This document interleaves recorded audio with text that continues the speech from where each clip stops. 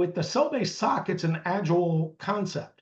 You can take some of your more forward-leaning analysts, especially if they have some engineering or development skills, they can get in there and you can form up a cell like on the fly and just say, hey, you guys are going to have a cell mission of, let's just say, incorporating this AI capability into SOC operations and make that their mission. And they can work on trying to figure out and maybe even working directly with the engineers and saying, okay, let's figure out how we can get this thing to work for us.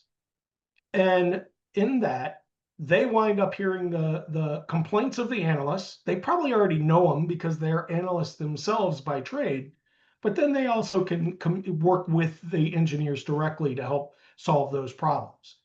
And in the early days of dealing with cloud, we had that same problem. Not, it's a different problem than AI, but it's not that dissimilar. Cloud was a new capability or new architecture, a new environment that in many cases, especially with AWS, had a completely different nomenclature, totally different protocols being used. And the SOC analysts were like, we don't know what to do with this. In fact, a lot of engineers didn't know what to do with, trying to deploy security detection capabilities within those cloud environments. So for one of the IC SOCs that I previously worked with, we actually spun up a cloud cell. And that cell's whole focus was, how do we get this thing so we can operate within this specific cloud environment in the same way that we do on our traditional enterprise? And in doing that, it really spun up our capabilities there very quickly.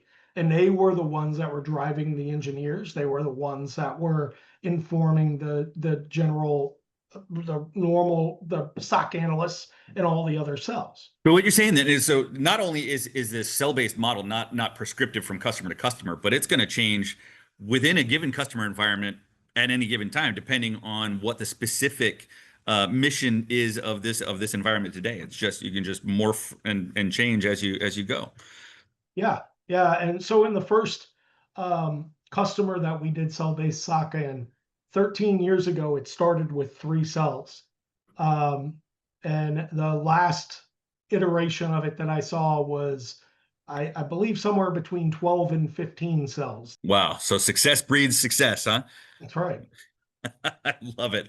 All right. Well, Chris, thank you very much for the time. Thank you for everything that you are, doing for all our customers. We are absolutely seeing the results of this innovative approach, to security operations, and we just cannot thank you enough for your time and for your contributions. All right. Well, thank you, Tim. I appreciate the time you spent with me.